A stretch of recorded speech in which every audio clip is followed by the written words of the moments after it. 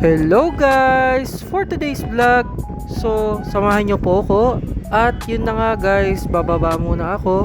Syempre guys, mag-aasikaso muna ako. At syempre, nakikita nyo naman na kailangan mag-jacket bago ako umalis. Syempre, susunduin ko muna yung aking to-be wife. Yun no. So yun, nakikita nyo naman yung aming bahay. Simple lang. At ayun na nga guys, yun na nga, inaasikaso ko na dahil ipapaandar ko na yung aking motor na bagong kuha. Yun oh.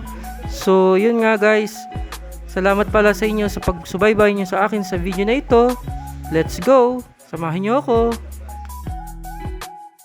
At ayun na nga guys, andyan na rin tayo sa market, naghihintay na lang.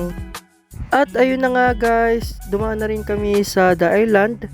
So diyan mismo ay papasukan ng subdivision.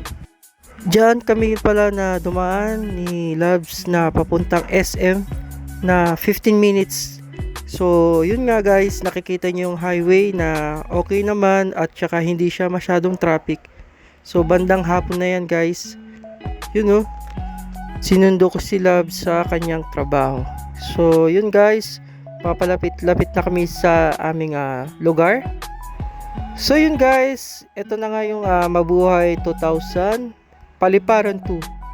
So yun nga yung lugar namin, you know. Sobrang dami ng tao dyan, marami na rin ng pinagbago. At saka nakikita nyo naman yung aming lugar, subdivision. Tumpukan ng mga tao at saka sobrang dami ng mga paninda. So yun nga, nandiyan rin kami sa palengke. So yun guys, sa susunod pupuntahan natin yung subdivision na pupuntahan natin, na kumuha kami ng Pacific Town. Abangan nyo na lang guys at bibisitahin namin yun. At ayun na nga guys, bumili muna kami ng 5-star chicken. Ayun nga guys, bumili yung aking Loves.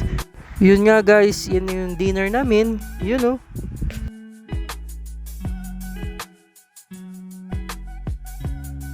At ayun na nga guys, nakauwi na rin kami sa bahay. Yung nakikita nyo na bahay na puti, yan yung aming bahay.